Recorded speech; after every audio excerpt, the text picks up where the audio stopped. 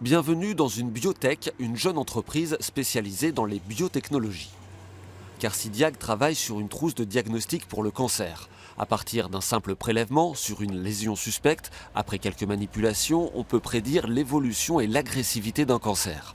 L'entreprise a misé sur une découverte porteuse d'avenir, les cellules souches cancéreuses. Ce sont les cellules qui sont capables de reformer en fait des tumeurs. Et donc tout l'enjeu aujourd'hui, comme ce sont des cellules qui sont donc à l'origine des cancers, qui sont responsables des métastases, il y a un enjeu très important justement sur le fait de les mettre en évidence, de les caractériser, et puis derrière de déterminer les traitements qui vont aller les tuer de manière spécifique. Si Carcidiag a pu se développer, c'est en partie grâce à Invivolim, un réseau d'entreprises innovantes. Il a permis la rencontre de l'entrepreneur et de sa nouvelle collègue qui détenait le brevet. À ce moment-là, j'avais effectivement en main une technologie développée par un laboratoire de l'Université de Limoges qui concernait la détection des cellules souches cancéreuses dans les tumeurs, qui avait pour objet d'être transférée à une jeune start-up. Donc moi, j'étais à la recherche effectivement de candidats pour ce transfert. Le réseau Invivolim est animé depuis Esther Technopole à Limoges.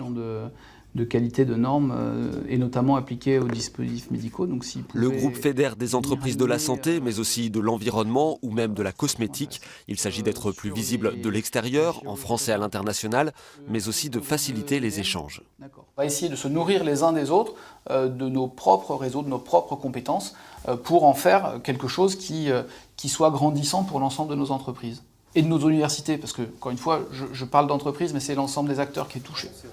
Le président d'Invivolim dirige aussi une entreprise qui a le vent dans le dos. Arcab reproduit industriellement depuis Limoges des anticorps du sang humain destinés au laboratoire d'analyse. Ils permettent de savoir si un patient a été en contact avec un pathogène ou s'il est porteur d'une maladie. Le travail en réseau lui a déjà fourni des relais techniques ou administratifs. L'objectif est maintenant de collaborer à l'échelle de la Nouvelle-Aquitaine. Notre territoire, nous, anciens Limousins, était déjà très bien loti en matière de biotechnologie, cosmétique, santé notamment, mais aussi chimie verte.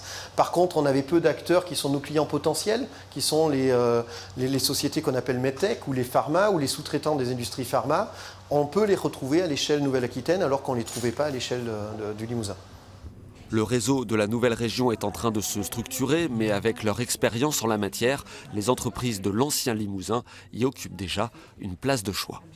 Donc là, c'est pas un projet.